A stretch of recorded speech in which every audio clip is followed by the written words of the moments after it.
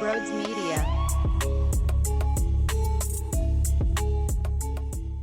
I just sat down to record a show about Jalen Carter and how interesting the matchup is, considering Chris Jones is on the other side, and both of these men are extremely powerful. But I love Jalen Carter's opportunity in front of him to make a statement to the league.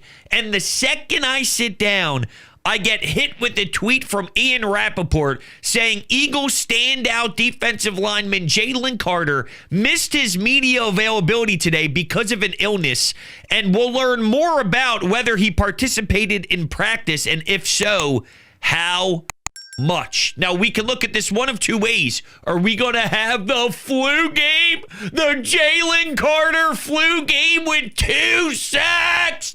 Ew! Getting to Pat Mahomes and forcing fumbles? Oh! That is crazy. You can hear it in my voice as well. I'm getting over something. There's something flying around. So as much as I would love to pretend the flu game and dominance is swirling here, one thing I am afraid of if we flip it to the other side, because this flu is nasty work. I know people that have been down and out for 8 days, 7 days. It's gross, and it doesn't seem to be slowing down. So if Jalen Carter is dealing with something like this, I hope to God we are not going to be worried about how bad the locker room has been impacted by some bug. Seriously. I'm not messing around. I'm not playing games, right? Now I'm starting to get upset. Maybe I'm getting too upset too early about it. Once again, this was literally just tweeted out. So we'll get some more info and more updates, but sheesh, what a kick below the belt. It's a big deal. You know, you're going to win this game because of a few X factors, right? Saquon's ability, Jalen's ability. One of those is Jalen Carter being a flat-out stud. And knowing there's been so much talk about him being Aaron Donald 2.0, or, hey, can you outperform Chris Jones? That's motivating stuff. How about the video evidence of the Chicago Bears being thrilled when Howie Roseman calls and they want to move up in the draft, and the Chicago Bears are all happy? Happy about what? You just missed out on Jalen Carter, who was going to annihilate this league. He's in year 2. We're wondering if he is as good as Chris Jones. You know, think about that. He's in year 2. Well, can he go toe-to-toe with Chris Jones? He's in year 2. And the answer is yes, he can. But that's the category he's in right now. And he knows that. And that's why I think he's going to rise, because special players do, and it fits the mold of who this team is. Nick Sirianni, this moment, this go around, he will not be denied. Jalen Hurts, a chance for redemption will not be denied. I've been saying this for the last 10 days. Saquon, why he went to the Eagles is for this game. There's no way he doesn't pop off. Jalen Carter, this separates you. College football, Georgia. Okay, yes. A lot of headlines about Georgia football and how great they are. And when you're playing college ball, no doubt about it, you're being discussed. NFL Super Bowl, different beast, bro. You become a different icon. You become a different monster. You become a different special beast when you do it on the turf in the Super Bowl with those set of eyes on you. And you separate yourself from a different class. I don't think he lets that opportunity in that moment slip.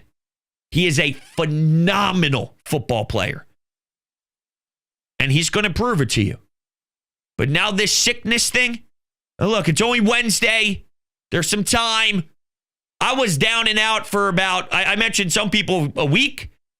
I was down and out for 2 days, and then I started to feel a lot better. But it was hurtful. I don't even believe in sickness. I say it all the time to my wife. This most recent weekend, I couldn't move out of bed. sweating profusely.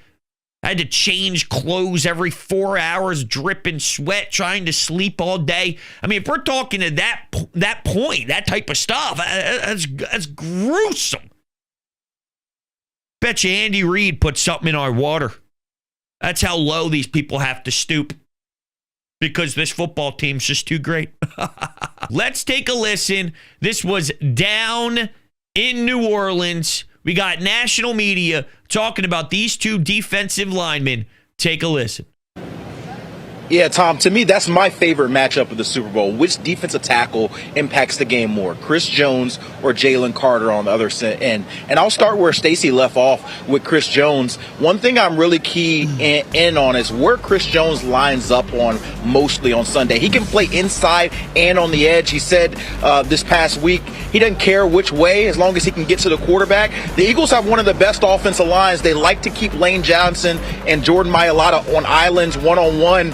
But last game in the AFC Championship, Chris Jones had 11 opportunities in the first half where he was left one-on-one. He had 7 quarterback pressures in that moment. The Eagles are going to have real questions. Do you trust leaving Chris Jones one-on-one? Maybe their best way to neutralize him, Saquon Barkley. Chiefs players have talked all week about their first priority, stopping Saquon, rushing the passer second. They don't want to blow past those lanes and have Saquon rush past them. But all right, well, hold on a second. So you're telling me one of the ways to neutralize what Chris Jones can do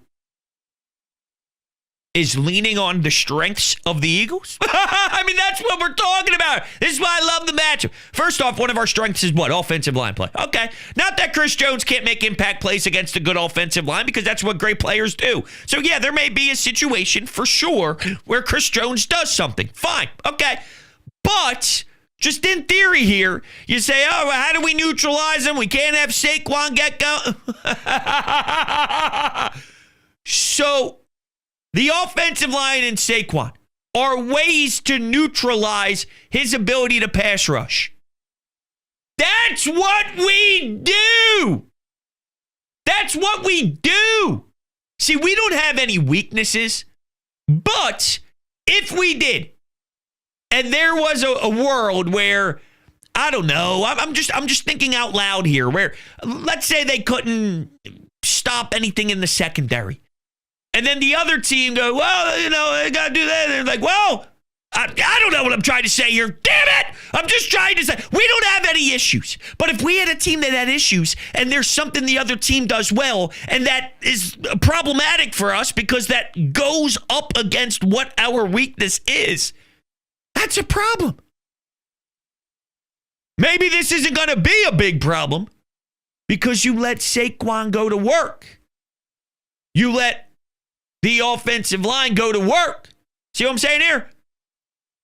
Now, there was also, and we'll get more into that second part of the clip because there's more in there in regards to Jalen Carter.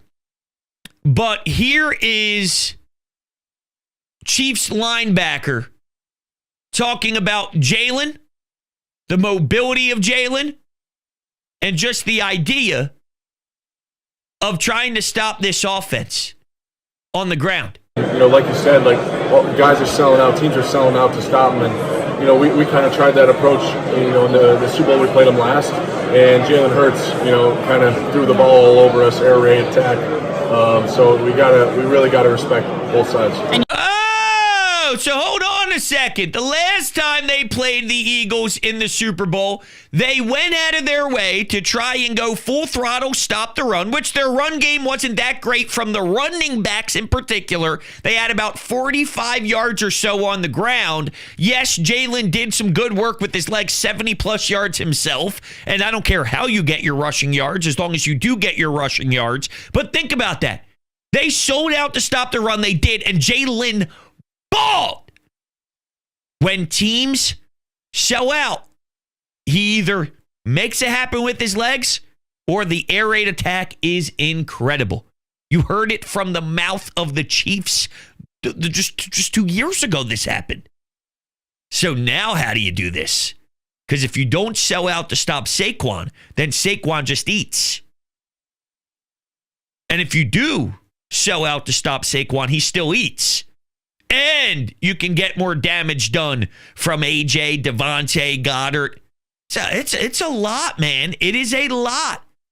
So I think that ties together perfectly with just the Chris Jones stuff and why it's so difficult and how Saquon and the Eagles offense sort of plays into potentially trying to neutralize things. So there's that. All right, now let's go back to the original clip that we were playing, and this is more on the Jalen Carter side of things here.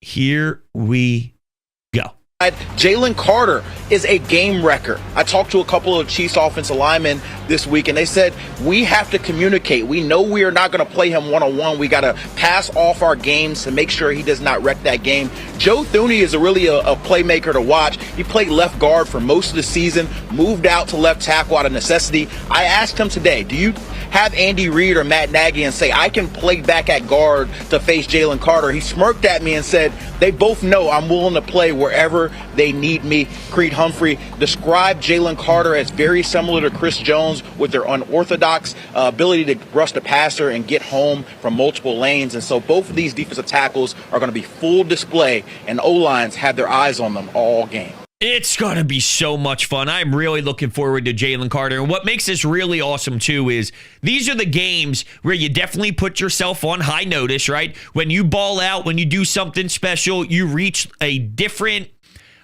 tier for sure.